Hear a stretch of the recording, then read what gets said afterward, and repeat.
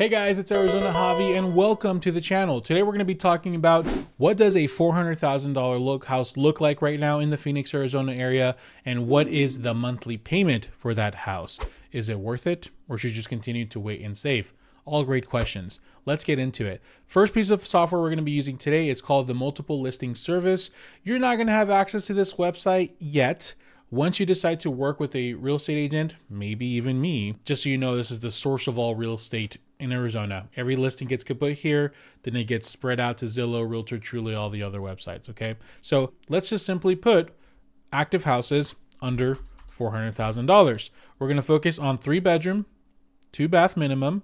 We're gonna be focusing on single family detached, not townhouses, not condos or anything like that. And we're going to be focusing on houses that are not age restricted, that are not in active adult communities.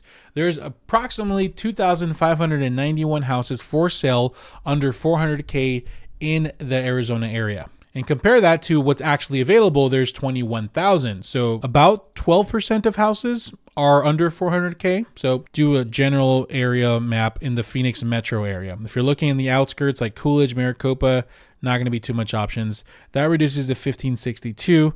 Let's see if we can narrow it down so we can break down the different areas. Let's first start off with the West Valley, west of the 17, just to kind of see and narrow down what pops up. 883 houses. Okay, not too bad. So West Valley is going to be a little bit interesting because we have our newer houses, which is that classic stucco look. Let me just click a random city here in Goodyear and I'll show you. It's that stucco look where all the houses look kind of the same. That is going to have an HOA.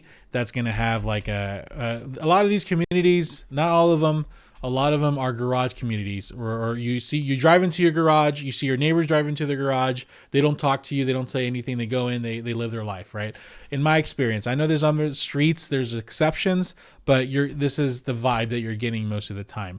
And then also you're going to get your older neighborhoods. So out of the West Valley, there's about 883. If we first focus what's built under 2000, so with the older houses, you're going to see a lot of them pop up in this little square between the 17 and the 10. This is going to be your older Phoenix, older Glendale area where the more affordable houses are. Specifically here, the Maryville area, which I love with a passion. Most of these houses are John F. Long houses that were built. Let's see, like a lot of them were not built with any kind of garage. So you'll find some houses have like a closed-in carport, or you'll find some of them have been remodeled in a different way.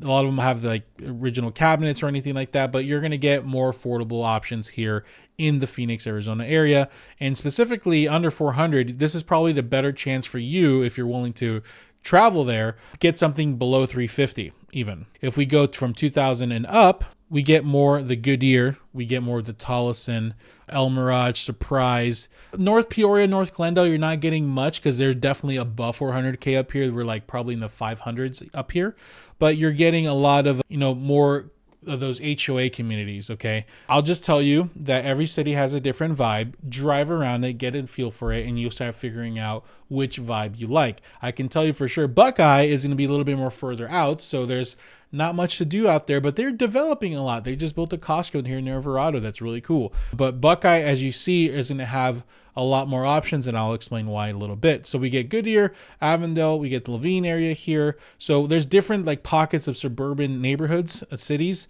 that pop up under 400K. What I wanted to mention is if we go 2020, like the newer built houses and up, you're going to see a lot of them in Buckeye. You're going to see kind of the southern end and southern end of Tolleson and Goodyear trailing is all the developing neighborhoods. You're going to see a lot of them up here in Surprise, the Asante area. So those are the developing ones. These are our pioneers. If you're buying a new build, it's because you're tempted by the low interest rate. You're going out there, you're securing a low monthly payment, and I'll explain that in a little bit. But that's how it looks like breaking it down wise. So now let's transition over to the East Valley.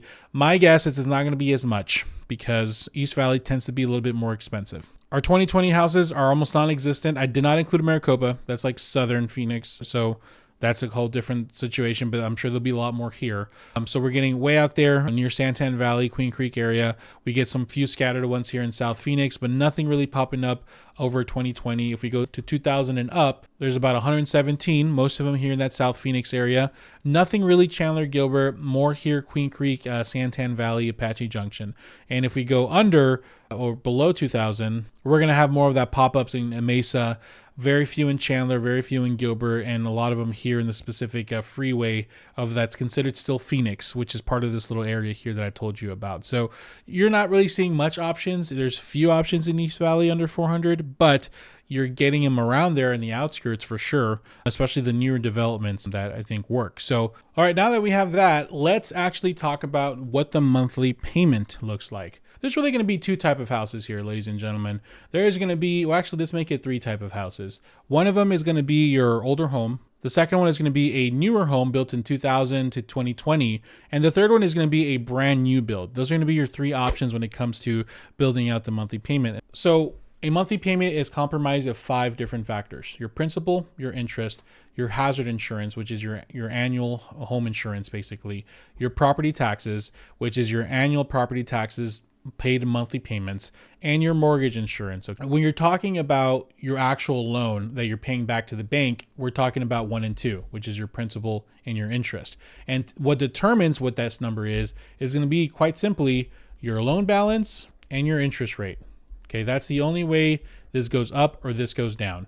And that's at the beginning of the transaction. Your loan balance obviously is going to be the price of the house subtracted with your down payment. And that's going to equal that. So in order to affect your loan balance, originally you either buy a cheaper house or you buy it less, or you put a bigger down payment. It's quite simple. That's what gets affected by it. So if we talk about our older houses first, we're not going to really talk about this part yet. Let's just, for the principal and interest, we're going to go just on any freaking mortgage calculator. Let's see right here. We're going to use the one on Mortgage News Daily. Let's do $400,000. Let's do 5% down. Wait, not $5 down, 5% down. Let's do an interest rate of 7%, and let's not worry about the other stuff quite yet. That, once again, the only thing that affects that is going to be the interest rate and the loan balance. That principal and interest looks like $25.28 with 15 cents. So let's just say it's about $2,500. Okay, and this is once again at a 7% interest rate. If you're going with FHA, please keep in mind your interest rate will be 6.4%, I think, at the moment. So it's going to be definitely on the lower side. Let's actually calculate what that looks like. $23.76. So I would say, what is it, like $200 less? $200-ish dollars less. But just keep in mind with FHA, your mortgage insurance is also a lot higher and it's a lot permanent. So when you're interested in becoming a client, I would love to go over the advantages, the disadvantages of FHA and conventional and breaking all that down for you. But for the sake of this video, which is just information based, we're just going to keep you at 7%. Okay. The hazard insurance is going to be your annual home insurance. You divide it by 12. So on average, what I'm seeing with my clients is like $1,400. I don't help $1 million clients. I help people buying first-time houses between, $300 to $500K. So that's what I'm seeing on average. Some people get it lower. Some people get it higher. Some people have pools with their houses and it costs more, or it's in different neighborhoods. So, that's just what we're going to use as a base. So that's going to be about 100. Let's call it $115 just to make it easy. So we get a 12th of that, $115 per month. Property taxes, what I'm seeing on average right nowadays, well, let's just pull it. Here's the thing with older houses. They're going to be a lot more affordable because they tend to have lower taxes. Let me explain. This random house in Phoenix I just picked out, this is a $905 a year. That's incredibly cheap. And so we get 905, we divide it by 12, $75 a month. So amazing. So that's the advantage of having an older house is your property taxes are going to be a lot cheaper, which will shave $100 to $200 off your monthly payment. And your mortgage insurance, we're assuming we're going conventional. We're assuming you have a decent credit score, at least in the 700 range. So I'm guessing it's going to be approximately about $100. So by adding $2,500 plus 115 plus 75 plus 100, we get an average monthly payment of about $27.90-ish for an older house. Some things to keep in mind when you're buying an older house, you're buying in an established neighborhood. So people have been in that neighborhood for a long time.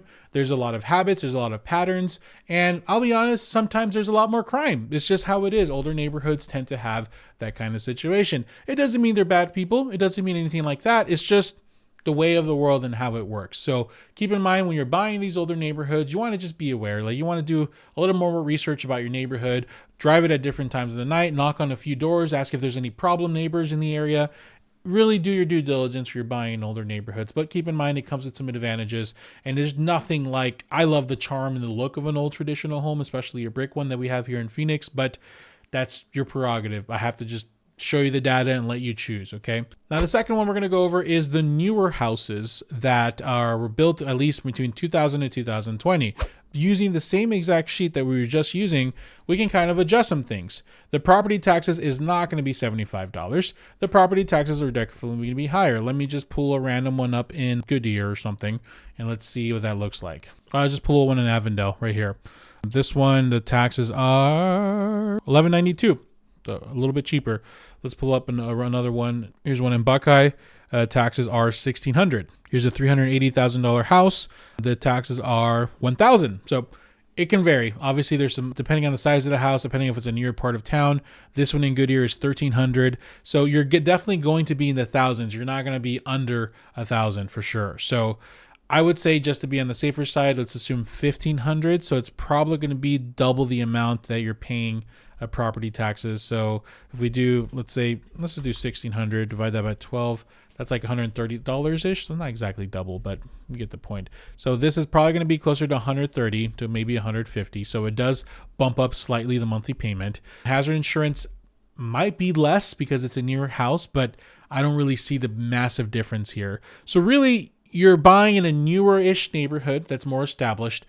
I'll be honest, some of these neighborhoods tend to have better school districts, tend to have more of a familial. You get more of your soccer moms or your recreation centers, where if you're buying in older neighborhoods, you're not really getting any of that, right? So if you have a family, you have kids, that kind of vibe might attract you a little bit more.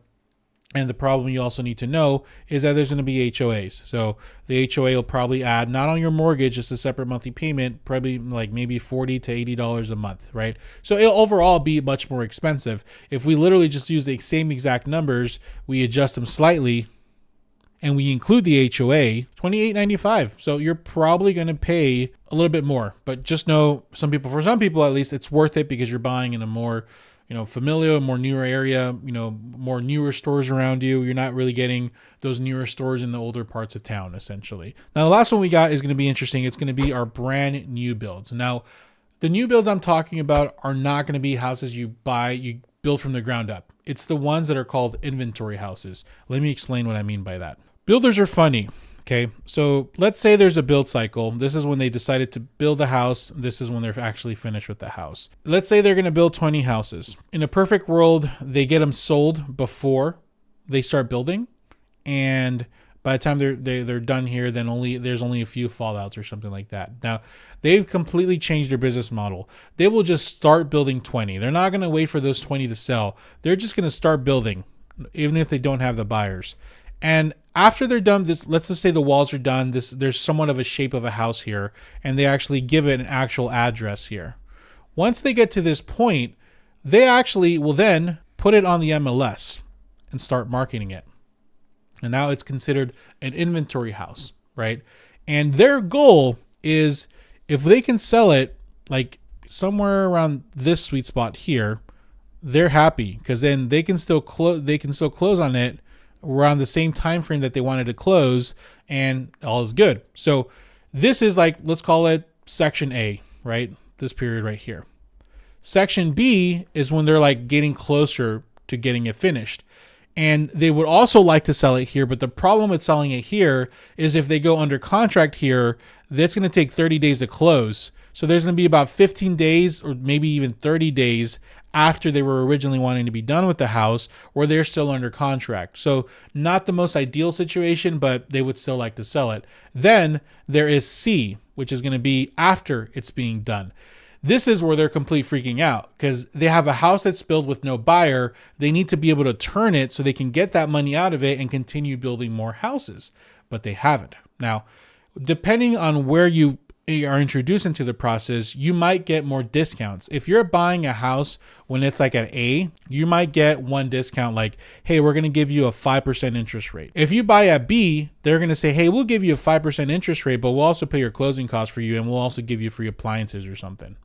If you buy at C, hey, we're going to give you a 5% interest rate, plus we're going to give you all your closing costs, plus we're going to give you all the appliances, plus we're going to give you a 2-1 buy down, where the first year we're going to give you a 3% rate, the second year we're going to give you a 4% rate, and from years 3 to 30 we'll give you 5%, right? So depending on when you buy, they're going to get those discounts and incentives.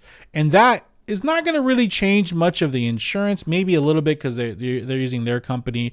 Your property taxes will initially be cheaper because you're just being taxed on the dirt, but that'll probably go up to about this range. This mortgage insurance doesn't really change, but what really gets impacted is here. Let me show you how. The same house for $400,000, 5% down. If you get, let's say, a 4.5% interest rate on it, that drops down to $1,925 for just your principal and your interest. That's insane. That's a huge, huge discount. Once again, we're looking at $400. So we went from $2,500 to about $1,925 just by dropping the interest rate. But not only that, you're also, you're paying less interest over time and all this other stuff. So there's a lot more factors here, but you're saving about $500 a month of pure interest. So literally, if we use this, well, we're probably going to use this one because it does have the higher numbers than the older houses. You're going to be probably $2,400-ish for a $400,000 house. Keep in mind, with all of these houses, guys, you don't have to go $400. You can do $380. You can do $390. Your payment drops about $40 every $10,000. So just know that's the shift that happens for every 10K. But anywho, you're going to save $400 to $500 of interest. You're going to spend tens and hundreds of thousands of dollars less of interest over time because of the amortization and the way it works. And overall, it's the best monthly payment value. The problem, though, is you're going to be living out on the outskirts. You're a pioneer, freaking new territory. And the danger of that too, the second danger, is builders use this model where when they'll start building, they'll like price it okay. Let's say they price it at $380 when they start. But as they continue to build, they'll price this new like second wave at $420 for the same house. And then they're going to build their third phase and they'll start charging $450, right? And eventually, once the development's being built, they're back. Because think about it like this. If you ever drive through an area, like you're not going to a specific block and go, oh, these are the D.R. Horton phase 3. No, this is all Avondale, right? You don't really look at each neighborhood. But when they're building the new, they separate them that way. Once the neighborhood's being built, it becomes part of everything. And the value that they are trying to push, I feel, drops in a way because they're using their own houses to prop up the value.